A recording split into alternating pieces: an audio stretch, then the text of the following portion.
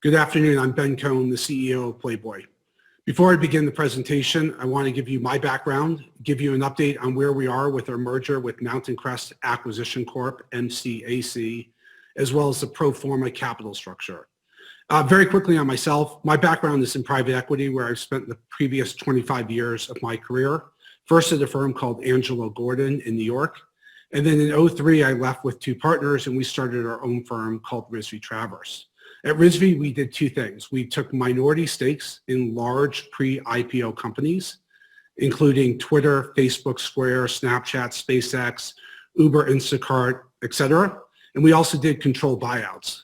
Playboy was actually a company that we had taken private in 2011, but I did not step into the CEO role until 2017, and I'll talk more about that. Very quickly, where we are with our acquisition with Mountain Crest Acquisition Corp, or MCAC today. Post-merger, we will be PLBY, or the PLBY Group. Last Monday, we filed our second round of comments with the SEC, and we are hoping that that will be the last round of comments and that we will be calling for our shareholder vote sometime in the second or third week of February, so right around the corner from now. Very quickly on the cap structure post-deal, and assuming that we are successful in keeping the money in trust, we should have approximately 37 million shares outstanding, the net debt of approximately $40 million, and a pro forma enterprise value of roughly $415 million.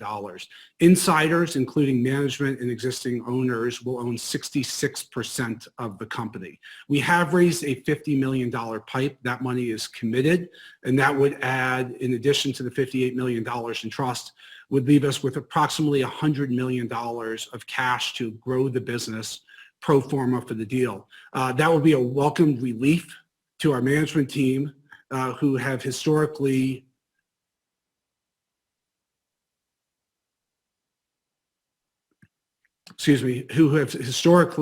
not had any money to operate the business. And the turnaround that we have done as a private company has all been in a cash-strapped environment. And so having this ability to expand the business rapidly, given the breadth of the brand and the products, will be welcomed. Just really quickly, what we've done with the company since I took over in 2017 is we've repositioned and revitalized the brand.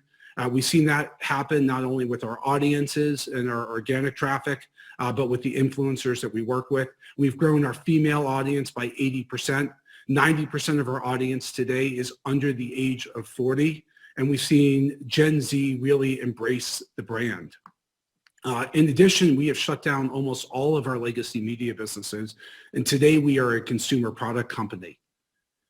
Really quickly on why I left private equity and decided to take the job full-time at Playboy this is one of the biggest opportunities I've ever seen in my career. And I really want to talk a little bit about what the brand is today and the spend that it generates. We generate over $3 billion of consumer spend today in over 180 countries.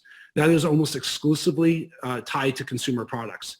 What's truly unique about Playboy is how large it is and how many different areas this brand can play in. So unlike other brands that might only play in telemedicine, for example, this brand has the ability to play across so many different categories. And so it leaves our growth potential really endless. I view this brand as priceless.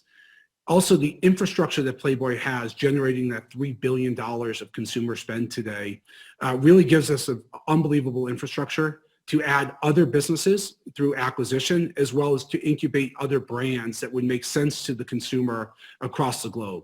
And so we're organized today around 4 key categories that are all multi-billion-dollar markets that are growing rapidly: sexual wellness, style and apparel, gaming and lifestyle, and beauty and grooming. But within those categories, our product potential really is endless. This past year, we've grown revenue over 75%, and EBITDA will have been up over 100%.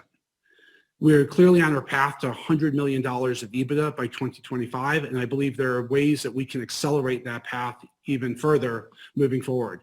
In 2021, we're projecting $167 million of revenue and $40 million of EBITDA.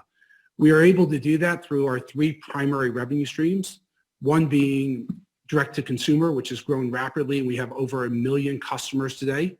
The second is in our highly profitable and highly visible licensing business, where we have $400 million of forward book revenue. And then to shelter all of that for tax purposes, and we convert an extremely high percentage of our EBITDA to free cash flow, I have over $180 million of NOLs to shelter not only our income, but for companies that we might buy. And really my vision when I took over Playboy was to do what I had done in private equity, but to do it in a public company format. And so our vision all along was to become public, to have a very flexible capital structure, and pro forma for this deal with over $100 million of cash and really one turn of leverage on the business, we'll have that flexibility with the cash as well as the stock to go be very aggressive, not only in our organic growth, but through acquisition. Management and the existing shareholders, as I said, are completely aligned. Everyone has signed a one-year lockup. I personally own a very large percentage of the company as well as does my team. And on a pro forma basis, assuming that we are successful in keeping the money in trust, the existing investors and management will own approximately 66% of the company. One thing that was truly unique about Mountain Crest, when we looked at other SPACs as well, was that Mountain Crest has no warrants outstanding. It only has 1/10 of a right per share. That right automatically converts into common stock at the time of merger.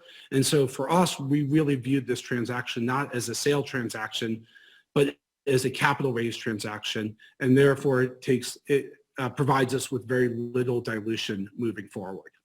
Really quickly to give a snapshot on our revenue. Last year, we were projecting to do $137 million of revenue and $28 million of EBITDA. Those numbers were actually an increase from when we raised our PIPE. At the time we raised the PIPE back in the fall, we were projecting $131 million of revenue and $24 million of EBITDA, and then raised that guidance. And as I said, when we released our third quarter numbers, we expected to meet or exceed those numbers, even in the face of COVID. And I think that really speaks to the diversity we have, both from a product perspective and a geographical perspective on our revenue.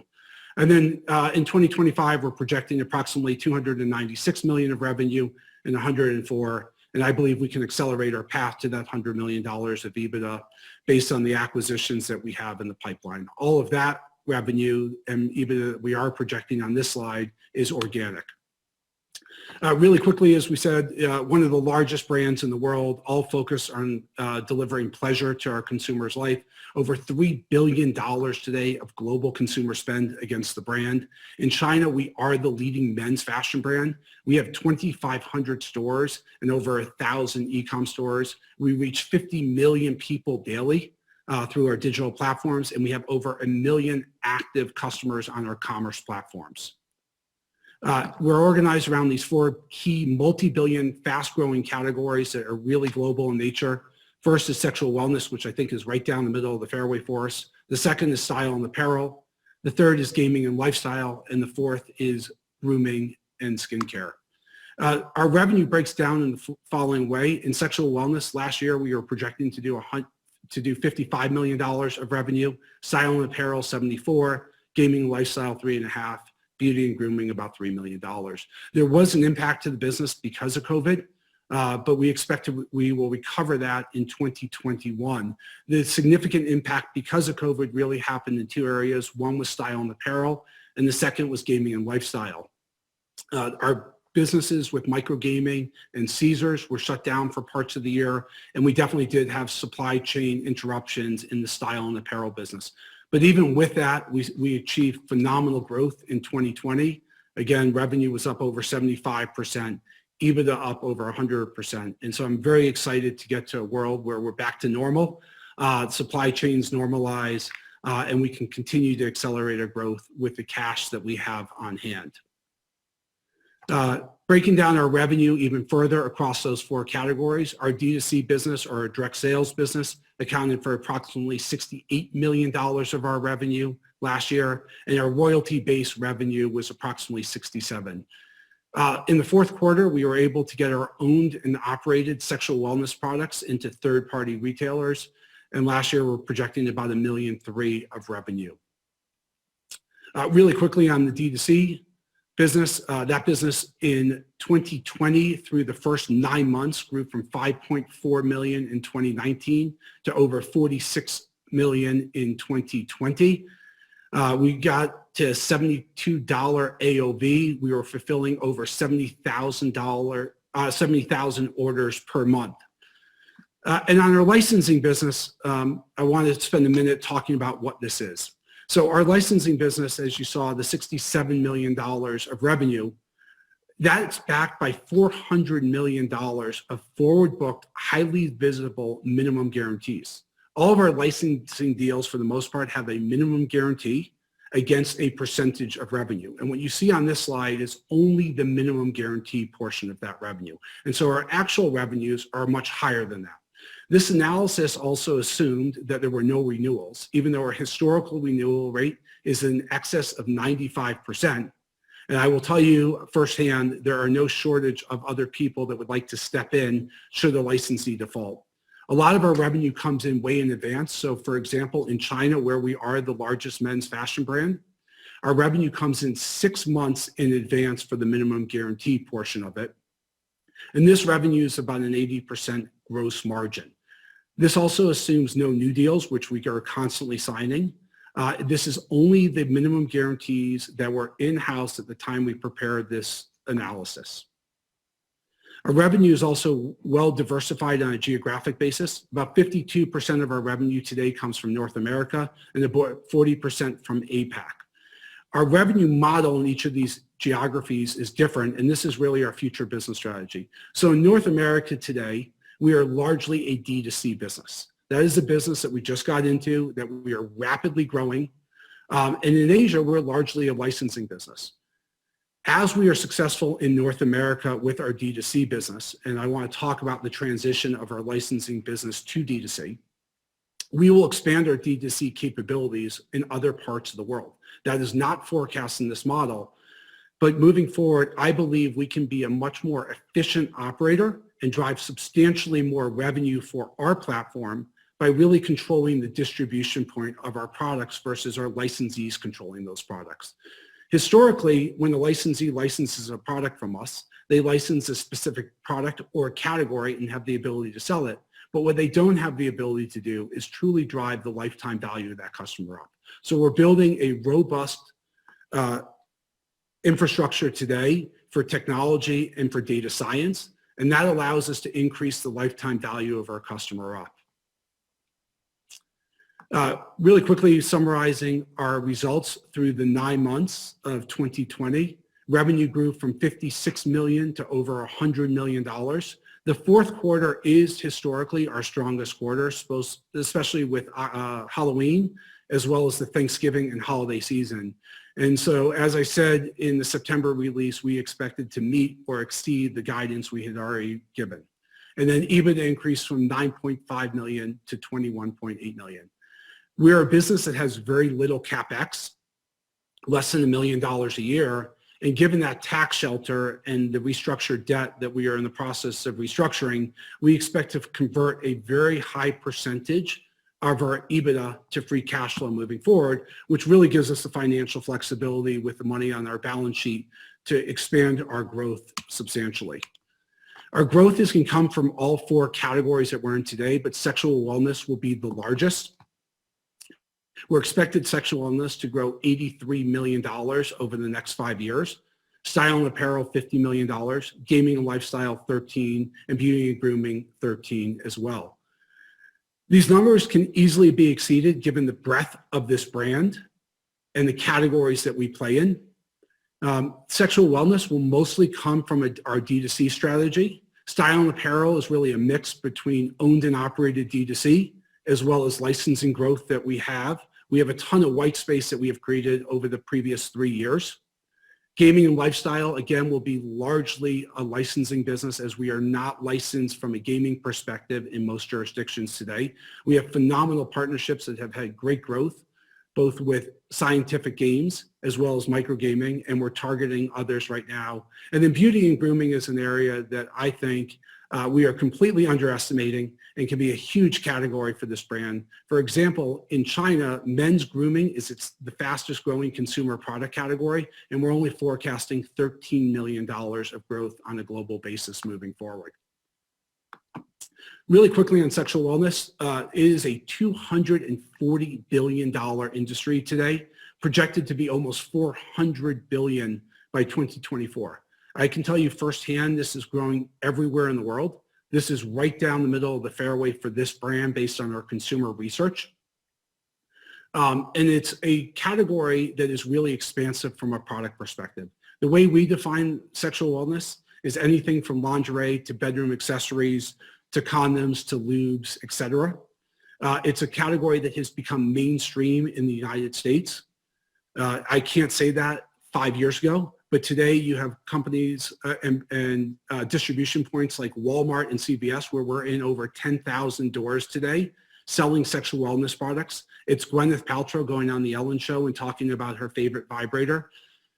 This is something that is a highly fragmented industry, and it's industry that is ripe for consolidation and extremely attractive and accretive multiples today. And it's a category that we plan on owning.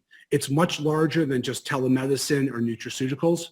For the Playboy brand, we can play across all categories. And whether that be with our brand, brands that we incubate, or brands that we buy, we'll do whatever makes the most sense for the consumer. Really quickly on the revenue mix today for sexual wellness, about $36 million, about $500,000 today is on third-party retail. In 2025, we're expecting that to grow to about $36 million. Direct sales this year was about $44 million and $10 million in licensing revenue. Really quickly on acquisitions and really my bailiwick and my history, we think there's an amazing opportunity in the sexual wellness space to grow. We will grow through two primary ways. One, we will buy distribution capabilities, and two is we're going to buy brands. It's very important for us, and we do not believe that the Playboy brand should be on every product. But because of the Playboy infrastructure, we can layer on other brands and other capabilities and realize true synergies given the global infrastructure we have. So again, we will incubate brands, we will buy brands, and we will buy distribution capabilities. We will do this in a very accretive way. I believe going in, you have to buy things right. I do not believe in overpaying for things. I believe that the synergies that we are able to generate moving forward should accrue to the benefit of our shareholders. And I think through my 25 years, we've had a very successful track record in doing that. And I have $180 million of NOLs to shelter that income moving forward. Really quickly, summarizing our product categories, or our product portfolio by category today. In 2020, we had condoms, lubricants, endurance wipes, lingerie, and CBD-based arousal products. Our CBD products launched in the third quarter of last year and are starting to gain real traction. We only launched with 3 SKUs. We have 5 other SKUs in development that will launch in 2021. And then future offerings include bedroom accessories, body care, educational services, and really growing our intimacy subscription business. One thing to note here is this brand has had a long history in the cannabis business. Originally in 2020, we were going to launch our own THC products. We decided to shelve that in 2020, given we didn't know what was going to happen from a federal perspective on the legalization of marijuana. Moving forward, it is definitely something that is on the table given what's happened politically in this country. This brand actually started the NORML organization, the organization for the legalization of marijuana in the United States, with a $5,000 donation. And our customer research tells us that this brand would play very well in that space. And as I said before, our products are available in over 10,000 CVS and Walmarts today. On the fashion side, we've partnered with some of the best brands out there, including Supreme. We're Supreme's longest standing partner. PacSun and Misguided, that is really a Gen Z business.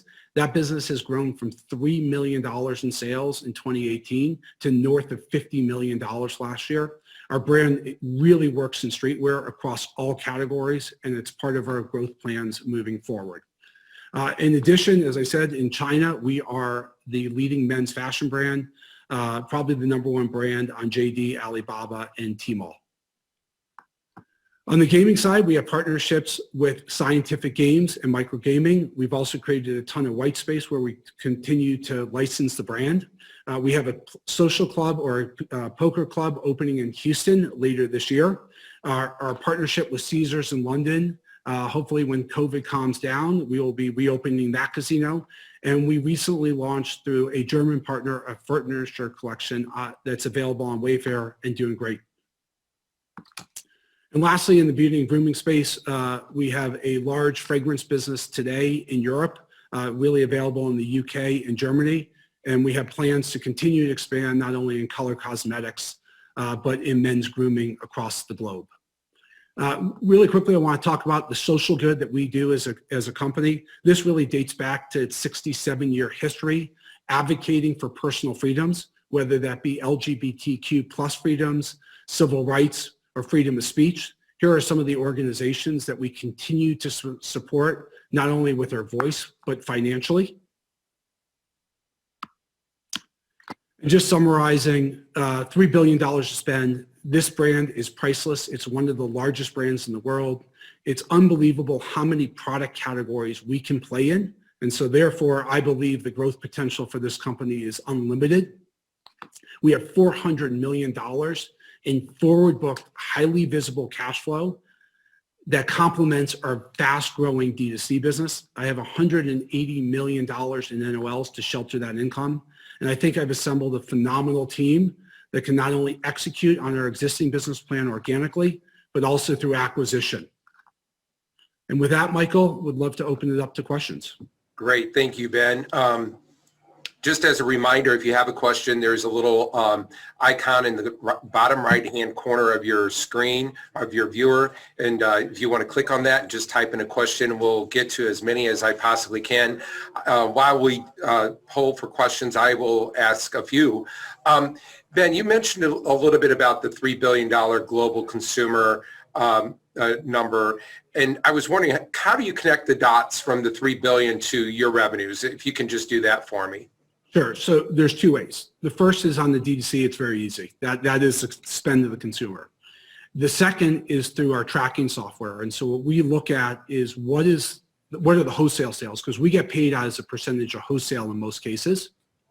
And then what's the retail markup of that? So we know what the wholesale business is. You can extrapolate to the $3 billion plus of consumer spend. And then from that, we get a percentage of it. And so every licensing deal is different. Most deals, as I said earlier, have a minimum guarantee against them, against a percentage of revenue. Some deals like PacSun and Misguided, we don't have a minimum guarantee. We only get to a percentage of revenue. And most of that percentage is against the wholesale revenue. It's why I'm excited about our D2C strategy moving forward. It's something we embarked on 2 years ago, which is, again, I will increase the consumer spend against the brand. But even if I don't, if I capture a bigger percentage of that $3 billion and really become the place where I am selling licensed product, I can drive lifetime value and drive sales up. You know, I always think about Disney as a great example. Disney is the largest licensed brand in the world. I think we're about 17 or 18. When you walk into a Disney store or a Disney theme park, you don't know if you're buying Disney owned and operated product or Disney licensed product. It's just Disney's product. And I think as the US is caught up because of COVID with the rest of the world, when you look at D2C sales as a percentage of retail, we have the unique ability as a brand to truly connect through the 50 million consumers we reach on a daily basis and increase the lifetime value of those consumers. You know, this is a brand that historically has not spent $1 on performance marketing. All of the spend that's against the brand on our platforms is organic. It doesn't mean that going forward, we will not spend money on performance marketing. But when I think about other D2C brands today, like Hims and Romans and others that are spending tens of millions of dollars trying to acquire customers, I look at this and say we have such a unique advantage. Brands are hard. They're hard to build. They do require constant investment, and I think we've done that. But we've done it in a very profitable way. And I think the advantage we have on a global basis, Michael, is really to continue to leverage that 100% brand awareness and loyalty we have. For example, in India last week, we announced that we're entering the Indian market. We believe the Indian market can be as large as the Chinese market is for us in 5 years. but it's because of that brand awareness. Other brands from the United States that are trying to go into these markets, it's expensive, it's hard, and my ability to leverage other products on top of my brand gives me a truly unique competitive advantage. We're getting quite a few questions coming in. One is asking about the licensing cash flows. How much can we see that growing? And are you working on new contracts there? So we are constantly working on new contracts as well as renewal of existing contracts. What we have done over the previous 3 years under my leadership is really create a ton of white space. And so there are continents and territories that we're not in today in a significant way. We've pulled back to clean the market, specifically in Europe and South America. I believe Southeast Asia, again, can more than double. Our China business on 11/11, we just launched women's products. And India is a massive market for us. So the answer is yes to all of it. We are constantly signing new deals, and there's a ton of growth left. What we are being very selective on is what territories and what products do we license versus own and operate ourselves. And so I would think about the sexual wellness category, again, is a category that we will own ourselves. Domestically in the United States, streetwear is something that we want to own ourselves. But the fashion business in general is not something we want to own ourselves. It's a business that we will continue to license and support our licensing partners in. So we're getting a lot of questions asking, when is the deal going to close? If you can give us a timeline. Yeah, so as I said earlier, we filed our second round of comments with the SEC last Monday, so a week ago yesterday. We are hoping that is the last round of comments with the SEC. If that's the case, I would expect a shareholder vote sometime the second or third week of February. At which point we will emerge as the PLBY group, really signaling our ambition for a much larger platform focused around pleasure and leisure and building that on the back of Playboy. And we're getting a lot of questions asking about acquisitions. What size acquisitions would you probably do at this point? And then maybe give some parameters on what type of multiples you're looking at, things like that. Sure. Look, I've bought businesses, as small as $20 million, and I've bought billion-dollar companies before in my history. I think we will do acquisitions that make the most sense, that allow us to accelerate our growth path moving forward. Again, in the sexual wellness space, I'm expecting to buy these companies for less than 10 times cash flow prior to synergies. Some of the deals that we're able to find are in the 4 to 5 range. I don't want to promise people that is sustainable long term, but this platform gives me a unique advantage, and really why I left private equity was I wanted to realize the synergies between companies. And so I have the ability, given our infrastructure today, to layer on other businesses and realize true synergies between businesses. And so, look, I think the deals that are in our pipeline today, and I've talked about this publicly, we have a very robust M&A pipeline. They range in size from 25 million to well over $100 million. That will obviously grow as the company grows. But most importantly, we have a very strategic roadmap on where we want to go, really becoming the leading pleasure and leisure brand, and how do we leverage that Playboy infrastructure to grow. And so if there's a $100 million deal or a $200 million deal that makes sense, we will do that, really thinking about the next 5 years and building that infrastructure on a global basis. A couple of questions here about in looking at that chart where you showed where your revenues are coming from, China and the U.S. So there's a question up here about do you plan to increase that 2% share that you see in that Europe, Africa region? And if so, what is your strategy for doing so? Great. So we plan on growing in all markets around the globe. As I said, we think the APAC region for us can more than double. We do plan on continuing to grow in Europe. Most of that will be done through licensing in the beginning. But again, I would focus on the 4 key categories I mentioned. Sexual wellness is a category that we want to own. We want to own it on a global basis. It is growing everywhere in the world. And for us, using a golfing analogy, it's right down the middle of the fairway. To the extent it is fashion and apparel, that will largely be done on the licensing business. Again, when I look at this on a global basis, we have created a ton of white space over the last 3 years by terminating contracts and by taking back rights to certain product categories. We've got a couple of questions here, Ben, just to ask the review about the expected share count and expected cap upon the deal closing. If you can just kind of go over that again. I know that I'm getting several questions about that. Sure. So we're expecting, assuming that we are successful in keeping the money in trust, we are expecting approximately 37 million shares to be outstanding after the acquisition. We will have over $100 million of cash on our balance sheet. Net debt today as a private company is about $140 million. And so that will leave me with roughly $40 million or 1 turn of leverage based on our 2021 guidance moving forward for a total enterprise value of approximately $415 million. Management, as well as existing Playboy shareholders, will own approximately 66% of the entity. Again, all of these numbers are assuming that all of the money stays in trust. PIPE investors, where we've already raised $50 million of committed capital, will own approximately 13% of the company. And then the SPAC IPO investors will own approximately 17% of the company. Okay, and another question, any chance on making Playboy an essential luxury brand in the future? And then also any chance on building gambling institutions domestically or internationally?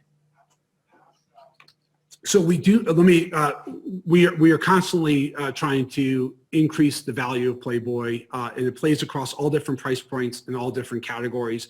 It's really a question of what the product category is.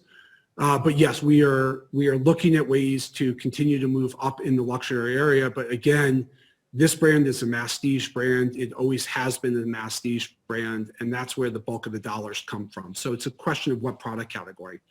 From a gaming perspective, this brand has been in gaming for over 40 years. At one point, it had one of the most profitable casinos per foot in London. We still have a casino in London today, a physical casino in Mayfair, on Old Park Lane in partnership with Caesars that does, or historically before COVID did very well, and we hope it will return to those levels moving forward.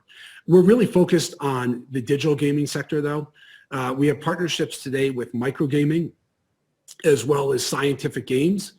We've created a ton of white space, including almost all of the United States today.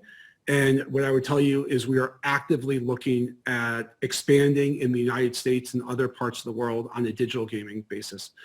The other thing to note, and we're not in it today, but as we think about these gaming platforms like Unreal and others, Epic Games, and the ability to create virtual worlds really lends well to this brand. And so some of the things that we've thought about historically are creating a virtual Playboy mansion where people from around the world can come to really experience the brand, where we can have poker nights and pool parties and a whole host of other things. But that really ties to our consumer product strategy at the end of the day.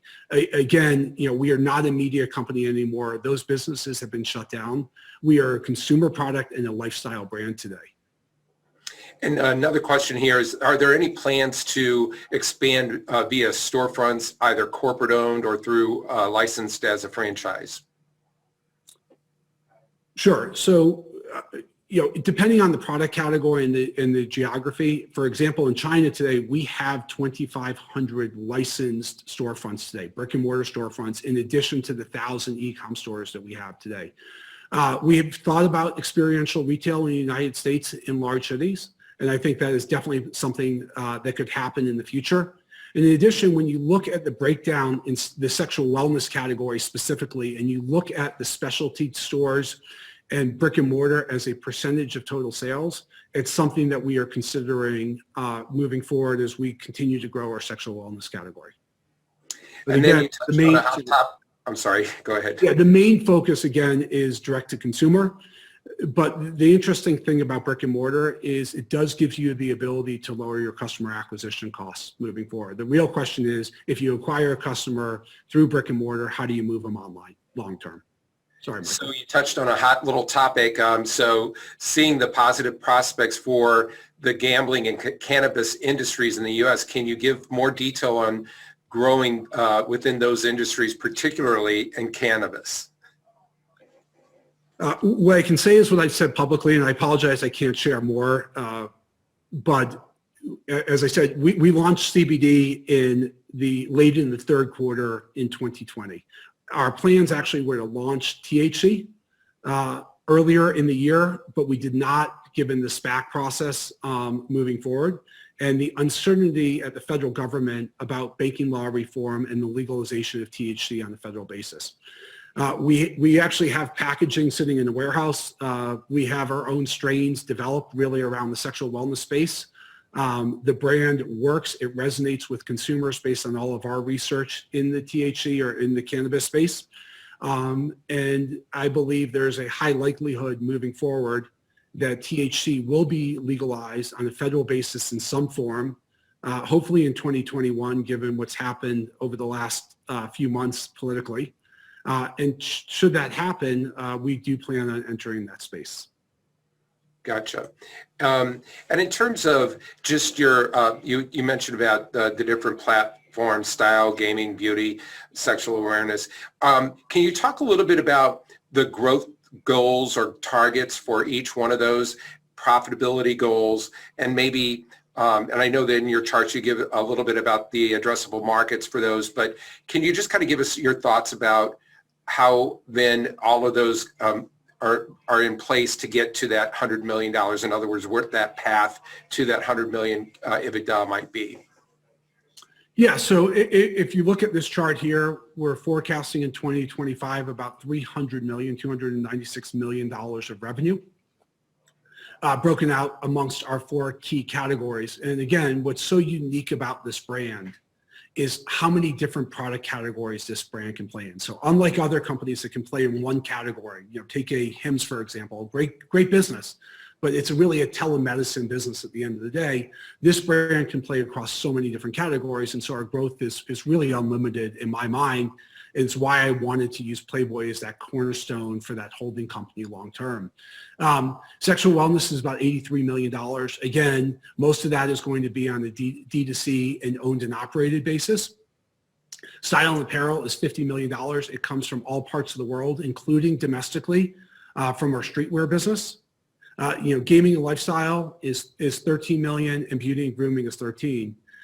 Again, executing is not easy, and I don't want to tell people that it is, but what I would tell you is that this business is made up of singles and doubles. It is not made up of home runs. And so we have a lot of different products. To the extent we catch a home run or we're able to successfully enter the Chinese market from a men's grooming perspective, there's a ton of upside to this. And so what I'm focused on long term, is how do we build one of the most valuable companies in the pleasure and leisure space with one of the largest brands, and doing it very strategically. And so when I look at a number like $13 million that we're forecasting in beauty and grooming, to the extent we do that on an owned and operated basis and we're successful in that, you could look at a cosmetics and men's grooming business that could be multiples of that. Again, I feel comfortable, just as we did in 2020, raising our guidance and hopefully either meeting or exceeding what we had already projected. I feel comfortable with our 5-year numbers, but there's definitely opportunities to accelerate our path to not only the revenue number, but to the EBITDA number moving forward. And Ben, an interesting question. What do you view as the catalyst to increasing shareholder value here? Look, I think I'm in this for the long haul. I own a very large percentage of the company. I'm not selling anytime soon because I know what the value of this brand is on a global basis. The way to increase shareholder value in my mind is execution. And that's the only thing I can control and my team can control at the end of the day. When we embarked on this process, having done this for the last 25 years, I was very clear with my team that they're not to look at the stock price anytime. They should focus on their revenue and their EBITDA numbers. And I think if we are able to execute and deliver consistent results as a public company, I would hope that we are rewarded from a shareholder perspective on that. I think there's a real opportunity, given how capital constrained we have been historically, that with this new money, and especially the EBITDA that we have today and that free cash flow conversion, that we can accelerate our growth. And if that happens, I think the multiples follow. And Ben, with that, that's going to conclude our presentation today. I greatly appreciate your participation. Thank you so much. Thank you, Michael. Appreciate everyone listening. Thank you. Thank you.